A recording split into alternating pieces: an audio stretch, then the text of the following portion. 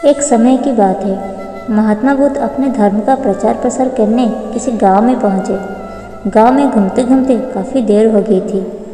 अचानक महात्मा बुद्ध को बहुत प्यास लगी। प्यास लगने के बाद भगवान बुद्ध ने अपने शिष्य को पानी लाने की आज्ञा दी। महात्मा बुद्ध की आज्ञा मिलते ही शिष्य पानी की तलाश में गांव के अंदर चला गया। वहां उसने देखा कि एक नदी के किनारे बहुत सारे लोग कपड़े धो रहे हैं और बहुत से लोग स्नान कर रहे थे। लोगों की वजह से नदी का पानी गंदा दिख रहा था। शिष्य ने सोचा कि गुरुजी के लिए ऐसा गंदा पानी ले जाना ठीक नहीं होगा।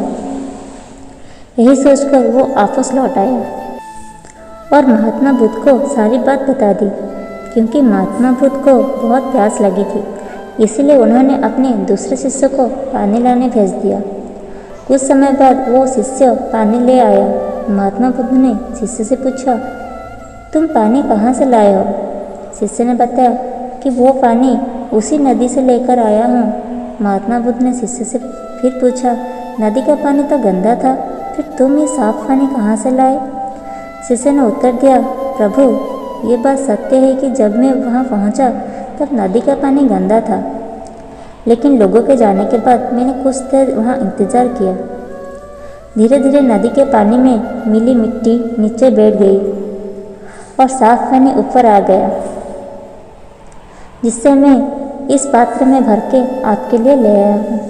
महात्मा बुद्ध अपने शिष्य की बात सुनकर बहुत प्रसन्न हुए और सभी शिष्यों को सीख दी कि हमारा ये जो जीवन है ये उस नदी के पानी के समान है। जब तक हम अपने जीवन में अच्छे काम करते रहते हैं, सदाचार की भावना से रहते हैं, तब तक हमारा जीवन शुद्ध रहता है।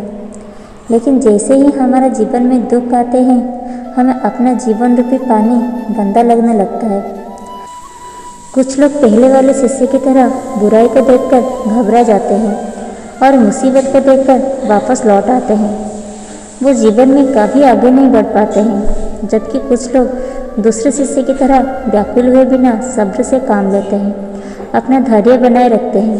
परिणाम स्वरूप वो जीवन में आई मुसीबत, दुखों और बुराइयों से लड़के जीवन में आगे बढ़ जाते हैं। उनके जीवन में धैर्य बनाए रखने से कुछ समय बाद जीवन रूपी पानी अपने आप ही फिर से साफ होने लगता है।